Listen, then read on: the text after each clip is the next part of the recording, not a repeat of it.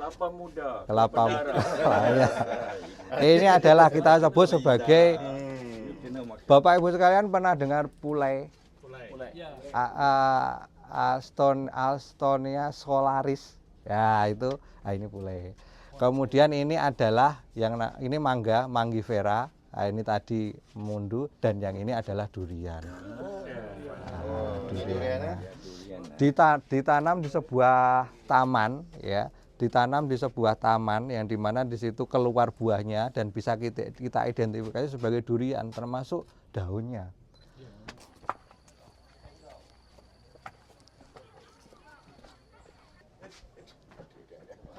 Itu terdiri dari 10 tingkat. Ini berkaitan dengan filosofi pemujaan Buddha yang kita sebut sebagai dasa bodhisattva bumi, yaitu 10 tingkat terlepas dari nafsu dunia, Bapak Ibu sekalian. Jadi pada saat kita berkunjung Candi Borobudur, semua relief ini sebenarnya manuskrip. Kalau kita Muslim, ya ini adalah kitab sucinya agama Buddha, untuk supaya kita belajar dan akhirnya kita memahami bahwa ada hal-hal yang buruk yang harus kita tinggalkan, ada hal-hal yang baik harus kita lakukan. Nanti kalau kita sudah di area stupa, kita tidak lagi menjumpai relief seperti ini, karena itu adalah inti dari ajaran di Borobudur. Kalau ada yang menyebut bahwa ajaran Borobudur itu adalah ajaran untuk umat Buddha saja, jawabannya adalah tidak, karena ini adalah ajaran yang general terkait budi pekerti. Ya, budi itu sendiri kan berasal dari kata Buddha. Jadi yang kita pelajari untuk budi pekerti itu bagaimana berbuat baik mendapatkan balasan yang baik, bagaimana berbuat yang buruk itu akan mendapatkan balasan yang buruk. Sebaik-baik orang adalah orang yang terlepas dari nafsu-nafsu itu ya. Semua kita di sini tentu masih mempunyai nafsu, Pak. Ya. Nah, intinya nafsu makan durian salah satunya. Ya, kalau kita sudah terlepas dari nafsu, makanya kita terlepas. Kita berada Makan durian. Kita berada di teras atau lantai ketiga, di mana kita menjumpai relief pada bagian dinding, dan ini adalah bagian pagar langkan. Ini dinding, ini pagar langkan. Kesemua dari relief ini berjumlah 1460, Pak. Jadi kalau Anda ingin mempelajari semua relief di Candi Borobudur, Anda harus berjalan lebih kurang 5 km. Ya, ini satu panel ya.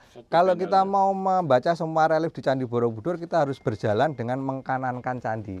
Candinya berada di sisi kanan. Artinya kita harus berputar searah jarum jam. Satu panel relief adalah ini. Satu panel ini. Satu panel ya, tapi uniknya di Borobudur ada relief yang mempunyai kaitan cerita satu barisan. Misalnya ini adalah relief Lalita Vistara. Dia menceritakan tentang Sang Buddha. Buddha itu sendiri atau Siddhartha Gautama atau Sakyamuni. Kalau ada pertanyaan, Buddha itu sebenarnya ada orangnya enggak? Ya ada. Dulu ada kerajaan ya, kemudian ada putra mahkotanya yaitu namanya Siddhartha Gautama, dan saat ini keturunannya juga masih ada. Kalau Bapak Ibu sekalian punya teman dari Nepal yang dia punya nama Sakya di depan atau belakangnya, lah itulah keturunan dari Sakyamuni atau dinasti Sakya yang memerintah di India dan Nepal sekitar abad tahun 500-200 sebelum Masehi. Sampai sekarang masih ada. Ini adalah relief di dinding candi dan ini adalah di pagar langkan ya. Seperti yang saya sampaikan Bapak Ibu sekalian, yang digunakan untuk dasar memahatkan adalah manuskrip dari India, dibawa ke Nusantara. Ya, kemudian dipahatkan oleh arsitek kita. Kenapa dipahatkan relief Bapak Ibu sekalian? Jawabannya ini adalah keunggulan dari pemikiran dari filosofis para arsitek kita, orang-orang Jawa, nenek moyang kita dulu yang ada di sini. Karena tidak semua orang itu memahami bahasa yang namanya Sanskrit. Sama juga kita bahasa Inggris, kita semua tidak semua orang bisa memahami. Bagaimana membuat orang itu menjadi mudah memahami sebuah manuskrip adalah dengan memahatkannya. Dengan begini kita mudah. Bedakan kita membaca komik Doraemon, coba Anda Bapak Ibu sekalian bayangkan kita membaca komik Doraemon isinya tulisan semua. Nobita bertemu dengan Suneo, Suneo bertemu dengan Giant. Ya pusing, Upin Ipin, Pak. Upin Ipin bertemu dengan Meme, bertemu dengan Jajit. Tapi dalam bentuk tulisan enggak seru juga, Pak. Tapi kalau kita sudah melihat Upin Ipin ketemu sama Jajit, ya, ngomong apa gitu kan, pukul apa-apa gitu kan sudah jelas. Ini juga sama seperti yang kita lihat di sini. Ya, mereka memahatkan relief. Ini adalah Sang Buddha itu sendiri atau Siddhartha Gautama. Seperti kita ketahui Bapak Ibu sekalian, sebelum beliau mencapai kelepasan dari samsara, atau menjadi seorang Brahmin, menjadi seorang Buddha. Beliau ini adalah putra mahkota. Nah, kita sambil lanjut ceritanya. Berbagai tanaman misalnya ini seperti ini jackfruit ya, laman nangka, tanaman sebagainya. Ini banyak dijumpai juga dari spesies-spesies hewan ini juga sangat detail sekali. Bapak Ibu sekalian, relief ini menjadi sangat menarik. Yang ada di depan kita kanan kiri, kita sedikit bicara mengenai relief candi ya. Relief yang kita lihat di sini adalah relief yang paling indah. Ini state of the art-nya Jawa kuno di abad 8 sampai 10 Masehi. Puncak peradaban itu semua ada di sini, di mana semua digambarkan ya, digambarkan dengan sangat naturalis. Gaya pemahatannya Bapak Ibu sekalian, ini adalah naskah dari Lalita Vistara, atau pahatan relief yang paling sakral di Borobudur, yaitu Lalita Vistara. Di bawahnya adalah Jataka Awadana atau bentuk-bentuk perwujudan atau bentuk-bentuk kehidupan dari bodhisatwa. Ini adalah Siddhartha Gautama sendiri atau Sang Buddha itu sendiri yang masih berada di dalam istana. Ini saya nggak akan menceritakan semua panel, tapi saya hanya menyampaikan beberapa panel saja. Ini adalah Siddhartha Gautama yang sebenarnya dia sudah mempunyai keinginan untuk keluar dari istananya, meninggalkan kemewahan, meninggalkan duniawi. Tapi orang tua dari Siddhartha Gautama ini menolak, wah Anda harus jadi penerus kerajaan kami, menjadi raja. Akhirnya supaya Siddhartha Gautama ini tidak meninggalkan istananya, maka dia digoda. Diberikanlah semua fasilitas termasuk wanita-wanita cantik di sekitarnya supaya tidak meninggalkan istana. Wanita cantik itu digambarkan seperti ini Pak, ya lagi gini ya toh. Nah, itu Pak. Bukan saja cantik, Ya. seksi. Seksi. Coba Anda lihat.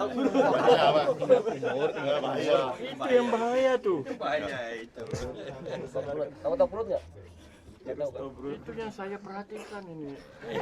Ini masih kencang. Ini seperti ini. Bukan Ayah pikirnya sudah tahu. Ayah Siddhartha Gautama ini kemudian mengelilingi Siddhartha Gautama supaya dia nyaman di istananya, tidak mau meninggalkan istananya, ya, karena kemudian dia memberikan wanita-wanita cantik itu. Tapi pada suatu malam, wanita-wanita yang ditugaskan untuk dan para prajurit yang ditugaskan untuk menjaga Siddhartha Gautama supaya tidak keluar dari istana, ini dibuat tertidur semuanya Pak. Walaupun cantik, kalau dia tertidur kan nggak asik juga ya Pak ya. Ini semua tertidur. Semua tertidur, kita lanjut ke relief selanjutnya. Tahu udah bangun. Enggak. Semua penjaga, semua prajurit, semua tertidur. Dan dengan mudah Siddhartha Gautama memenuhi keinginannya untuk melarikan diri dari istana. Dia keluar. Ini sudah tidur semua, termasuk para penjaganya, bawa pedang dan sebagainya. Ini istana. Nah, sirap itu oleh para dewa-dewa yang sudah memutuskan bahwa Siddhartha Gautama itu akhirnya dia akan keluar dari istana dan menjadi seorang Brahmin. Bapak melihat relief yang seperti ini adalah sebuah jamuan makan, Pak. Ini nasinya, kemudian ini lauk pauknya, lauk pauk di sekitarnya. Ini adalah yang rajanya atau maharajanya yang memberikan jamuan makan. Nah, ini juga setelah keluar dari istana, Pak, Siddhartha Gautama ini kemudian diantar oleh kudanya dan dia berpamitan, ya, berpamitan terhadap semua orang yang dikenalnya. Dan kemudian di sini kita akan melihat ini adalah titik tolak bahwa Siddhartha Gautama sudah meninggalkan keduniawiannya. Zaman dulu pangeran dan raja itu rambutnya panjang, Pak. Maka itu untuk sebagai bukti itu, maka dengan pedangnya dia memotong rambutnya. Mulai dari sinilah Siddhartha Gautama menjadi orang yang sederhana, bahkan mahkotanya semua atributnya diserahkan kepada pengikutnya untuk kamu kembali saja, nggak usah ngikut saya. Saya ingin mengikuti Anda. Oh tidak, Anda ini mahkota saya, kamu kembalikan ke kerajaan saya termasuk semuanya. Saya akan meninggalkan duniawi, saya akan menuju Tuhan. Ya, seperti itu. Kemudian dia memotong rambutnya, makanya Buddha itu, para biksu itu semua tidak mempunyai rambut. Ya.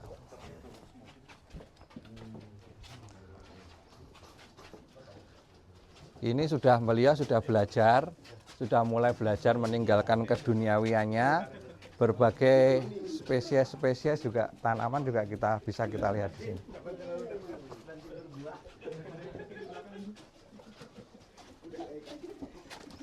kita kembali lagi kepada Oh, satu lagi. kita kembali Makin penuh. jangan penuh nanti Pak. Penuh. Kita kembali lagi mengenai kondisi lingkungan Jawa kuno yang digambarkan pada relief ini Pak. Semua relief di Candi Borobudur itu menggambarkan kondisi lingkungan Jawa kuno di sekitar abad 8 sampai 10 Masehi. Bapak Ibu sekalian, Bapak-bapak sekalian kalau melihat panel, ya satu panel satu kotak itu saja. Anda seperti halnya Anda melihat kepada sebuah jendela, tapi jendela itu melihat di abad 8 sampai 10 Masehi. Bayangkan kita melihat kondisi seperti ini. Ini juga menarik karena di sekitar 8 sampai 10 Masehi di Jawa kuno ini dua agama hidup berdampingan, yaitu Hindu dan Buddha. Tidak ada saling menyerang, tidak ada saling mengusir dan sebagainya. Ini adalah Siddhartha Gautama itu sendiri yang melambangkan di depannya ini adalah para Brahmana ya. Bahkan Brahmana itu mendengarkan semua ucapan dan perkataan dari Siddhartha Gautama sendiri. Ini beberapa atribut dari panel relief ini. Kalau kita melihat figur seperti ini, dia punya sandaran kepala ya. Itu berarti adalah orang suci atau setara dengan dewa. Dan juga landasan Padma ini teratai ya. Teratai ini juga melambangkan seperti itu.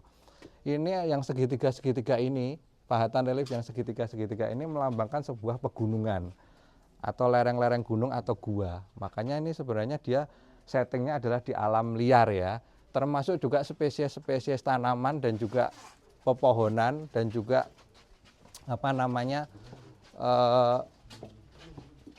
bangunan-bangunan yang ada di sekitarnya. Tanaman mangga berdasarkan penelitian kajian saya, tanaman mangga itu adalah tanaman yang paling banyak dijumpai di Jawa kuno ya, paling banyak dijumpai pada relief diantaranya. Penyebutan mangga itu banyak sekali karena kita kan di Indonesia sendiri kan ada mana lagi, ada arum manis, ada golek, ada gincu, madu, gedong gincu dan sebagainya. Itu semua digambarkan di sini. Mangga yang di sini dan mangga yang di sana itu bisa beda spesiesnya. Ya, mangga lagi, tanaman mangga. Mango tree.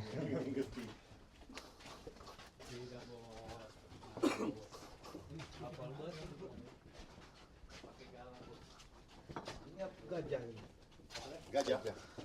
Banyak dijumpai beberapa adegan-adegan, misalnya pertunjukan kesenian dan sebagainya, alat-alat musik dan sebagainya, bagaimana tarian-tarian kendang, alat musik dan sebagainya juga dijumpai, bagaimana menari. Pada masa lalu juga banyak dijumpai pada relief di Candi Borobudur, sehingga ini menunjukkan adanya beberapa informasi terkait dengan keseharian masyarakat Jawa kuno.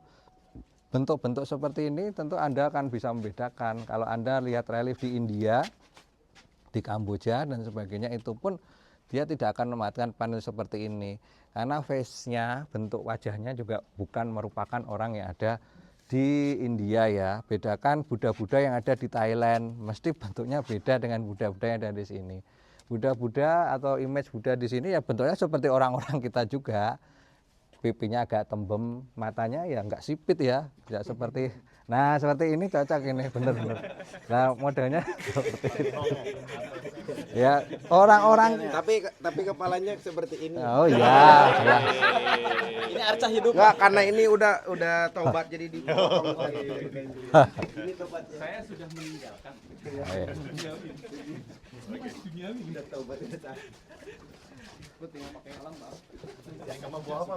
Ya. Saya belum Oh, lihat banyak. relief padi ya. Emang dulu nggak makan nasi ya? Padi ada, cuma itu tidak di sisi sini ya. Makanannya dulu padi. Karena ya ada beberapa pendapat dari para profesor yang menyampaikan kalau dulu kita itu makan sagu. Ternyata tidak. Berdasarkan data prasasti Jawa kuno ya, dari pada tahun 732 Masehi itu ada prasastinya sekarang ada di Museum Nasional, bahwa Jawa kuno itu adalah kerajaan yang besar. Dia mengelola tanaman padi dan biji-biji lain, termasuk bijinya termasuk pertambangan ya. Jadi kita dulu sebuah masyarakat yang sudah sangat maju. Ini sebelum Borobudur ya. Borobudur itu baru diselesaikan 824, tapi prasastinya adalah 732 Masehi. Sudah menyebut tanaman padi, budidaya tanaman padi yang bisa kita ekspor keluar. atau kita perdagangkan istilahnya dalam hal itu. Nah, ini menunjukkan kalau dulu ya kita sudah mengelola padi seperti yang ada saat ini. Cuma dulu ya tentunya kerajaan kuno yang dulu, Mataram Jawa kuno dibandingkan dengan Indonesia yang sekarang ini jauh. Karena dulu kita kekuasaan kita sampai Asia Tenggara daratan di masa lalu ya. Petanya lebih dari yang sekarang ini menjadi Republik Indonesia. Tapi Nusantara ini adalah satu kepulauan yang besar. Yang dipimpin oleh kerajaan yang pusatnya ada di Jawa. Tapi semua kerajaan itu akan mengalami kemunduran ya. Akhirnya semua kerajaan pecah dan kemudian menjadi satu lagi pada masanya Majapahit. Bapak Ibu, Bapak-bapak sekalian pernah dengar ceritanya Jayawarman kedua. Dalam sebuah prasasti di Kamboja yang namanya Prasasti Sdokoktom ya, sekitar tahun 800-an itu ya, disebutkan bahwa Jayawarman II itu memerdekakan diri dari Raja Jawa. Ya. Jayawarman ini ternyata dari data sejarahnya bahwa semua area di Asia Tenggara itu pernah ditaklukkan oleh Raja Jawa. Kalau sudah kerajaan ditaklukkan, maka yang diborong adalah permaisurinya, pangerannya dibawa ke Jawa semua. Ya, dibawa ke Jawa. Tapi kalau sudah pengaruhnya surut, kemudian dia kembali lagi dan memerdekakan diri dari Jawa di Kambuja Desa namanya, yang sekarang kita sebut sebagai Kamboja. Nah, inilah kemudian Jayawarman II inilah yang kemudian membangun gugusan percandian yang pra-Angkor, sebelum Angkor. Nah, kemudian keturunannya dialah yang membuat. Lalu agamanya Jayawarman II itu Hindu atau Buddha? Hindu dia. Jayawarman II itu adalah Hindu. Berikut juga Angkor Wat itu sebenarnya dia Hindu. Cuma Raja Suryawarman ya ketujuh yang kemudian mengubah berbagai tanaman ya. Kalau mangga jelas. Apa nih, Pak? Ya jelas ya. Ini. Itu spesies mangga juga Pak. Mangga juga, ya? Kan mangga kan nggak cuma lonjong gitu ya. Makanya ini menarik karena subspesies itu juga digambarkan di sini. Ada mangga yang bulat gitu ya. Pernah lihat ya Pak ya. Tapi ada yang lonjong gitu ya. Ya kalau kita yuk Dia tangkai mangga. iya, Manggifera SP ya kalau kita sebutnya ya. Bukan tidak bisa sampai sekelas yang lebih subspesies itu tidak bisa kita. Bapak Ibu sekalian, apabila ada yang mengatakan bahwa Borobudur itu di dalamnya terdapat ruangan, maka itu adalah sebuah statement atau pernyataan yang salah. Karena Borobudur itu dibangun di atas bukit. Ya, bukit alam, kemudian struktur batu itu dipasang ya, atau dibangun strukturnya dari bawah sampai ke atas. Pemahatan dari candi ini termasuk reliefnya adalah dari atas ke bawah. Ya, tidak ada, dan semua panel ini dibuat setelah balok batu ini semuanya disusun dengan baik. Jadi zero tolerance. Kalau pemahatan ini nggak mungkin, dia mesti harus zero tolerance. Artinya tidak ada toleransi terhadap kesalahan. Ya, karena kalau sudah balok batu ini pasang ke sana, kalau ini salah, Anda harus membongkar ini, mengeluarkan batu, dan ini tidak mungkin melakukan itu. Nah, ini salah satu yang menarik. Katanya Borobudur itu dibuat oleh alien. Ada yang bilang seperti itu. Tidak, ini dibuat oleh manusia sudah jelas. Borobudur dibangun selama 65 tahun. 3 generasi raja yang memerintah di Jawa kuno. Ya, itu sudah jelas. Termasuk ini yang sangat saya senang melihat saat ini karena di sini ada tanaman kelapa yang dipadatkan secara naturalis pada dinding candinya ya. Ini juga sangat.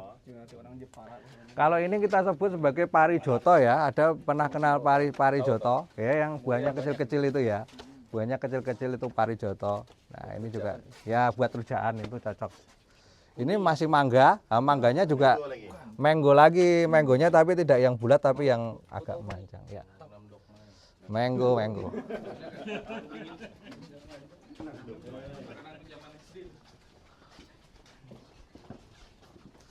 Pinang ya, pohon pinang ya, Pak.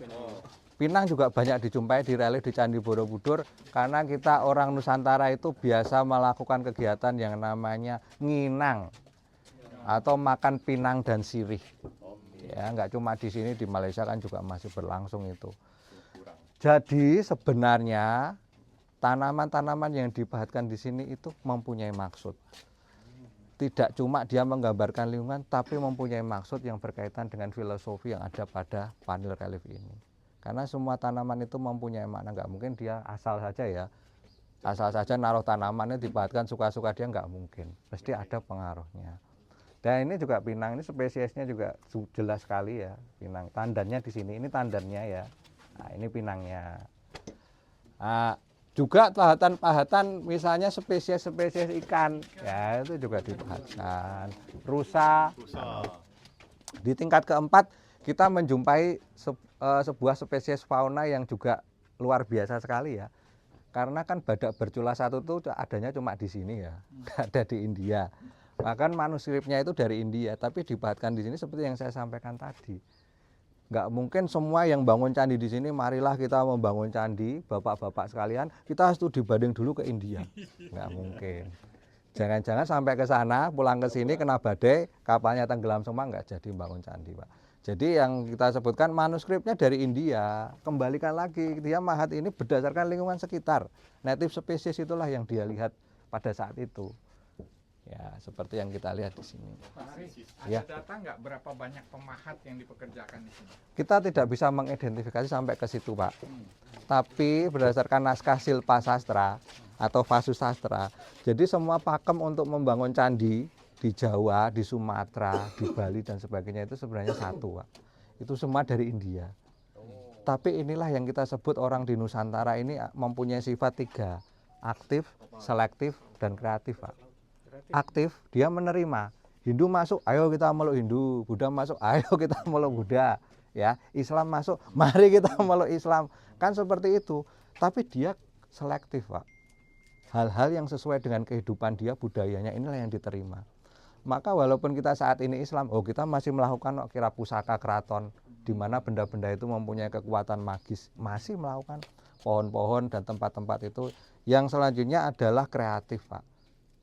Naskahnya dari India sama, tapi kok jadinya Candi Borobudur? Apakah ini menyalahi pakem yang ada di India? Tidak. Ini justru sesuai dengan pakem, tapi dia mengembangkan bentuk-bentuk baru yang bahkan lebih hebat, lebih megah dari yang tempat negara aslinya. Dia mempunyai pemikiran tersendiri. Bagaimana sih orang Jawa ini bisa memahami lebih baik ajaran Buddha? Ya dipahatkan panilnya. Bagaimana sih kita bisa memahatkan bentuk stupa, ya, yang itu merupakan stupa yang asli desain dari Jawa? Buatlah stupa yang berlubang. Ada nggak stupa berlubang di selain Indonesia? Nggak ada. Mesti dia ada di sini. Nah, itulah yang kita sebut sebagai aktif, selektif, dan kreatif. Jadi kembali lagi, untuk membangun candi itu ada organisasinya, Pak, ternyata, Pak. Yang paling tinggi posisinya adalah yang namanya Yajamana. Ini terdiri dari cuma satu orang saja, Pak. Yajamana inilah yang kita sebut sebagai Maharaja atau raja yang memprakarsai, Bang. Saya mau dibangunkan candi di sana dong, tolong dibangunkan dong. Yang selanjutnya bergerak adalah Stapaka dan Stapati. Dia Stapaka itu arsitek pendeta, ya. Ya kalau orang Islam dia yang menentukan arah kiblatnya lah dan sebagainya. Dan Stapati, dia arsitek konstruksi dan arsitek elemen arsitektural misalnya seperti ini, bentuk-bentuk seperti ini namanya Stapati, Pak. Ini orangnya bisa ratusan, bisa ribuan itu. Ya, untuk candi sebesar ini. Yang setelahnya adalah Sutragrahin, ya. Sutragrahin itu orang yang melakukan survei terhadap lokasi-lokasi itu. Bagaimana tanah ini ditetapkan menjadi tanah yang akan dibangun candi, itu ada kelas-kelas tanahnya, Pak. Ternyata, Pak. Kemudian ada terakhir yang namanya Taksaka. Ada yang pernah naik Taksaka? Pernah dengar kereta api? Nah, kereta api, tapi itu sebenarnya adalah pemahat atau seniman pemahat. Nah, ini dari hierarkinya dari atas sampai ke bawah ini semakin banyak, Pak. Nggak mungkin dia seratusan orang, mesti ribuan orang. Dan dia dari generasi ke generasi untuk menyelesaikan konstruksi Borobudur ini. Termasuk juga candi-candi yang lain. Zaman itu banyak orang Nusantara yang ahli mahat ya? Betul. Luar biasa. Betul, ini sudah mengalir pada gen kita ya, gen kita orang-orang Nusantara, orang-orang Jawa itu kan makanya kemampuan ini turun-menurun. Craftsman itu ahli-ahli seniman itu kan dia. Ini juga relief yang menarik, Pak, ya. Bahkan perahu di masa itu, makanya ini kan kita tidak bohong lagi. Ada yang bilang, oh tidak semua yang memahat relief Candi Borobudur itu orang India. Enggak, orang India kan dia akan memahat orang seperti India. Ya, dan memahat lingkungannya ya lingkungan India. Tidak, ini lingkungan Jawa kuno. Ini adalah perahu-perahu merchant vessel ya, kapal-kapal dagang yang di Jawa kuno. Makanya disebutkan dalam prasasti di Thailand yang namanya Wat Samrong, armada Jawa ini menyerang ke arah Asia Tenggara daratan dan dia menghancurkan kerajaan-kerajaan dan menguasai kerajaan itu. Armada Jawa ini ada yang mereka sebut sebagai Jung Jawa. Jung Jawa itu kapal induk yang besar yang dia ditempatkan, kalau sekarang itu Amerika kan punya kapal induk yang distationkan di Filipina, di Hawaii. Jung Jawa itu seperti itu. Dia kapal-kapal armada maritim kita yang berada di kawasan Nusantara itu. Pada saat kerajaan ini menjadi kerajaan yang besar. Nah contohnya seperti ini, ciri-cirinya dia mempunyai cadik, Pak. Cadik, ya. Dia walaupun dia kapal besar, Iya.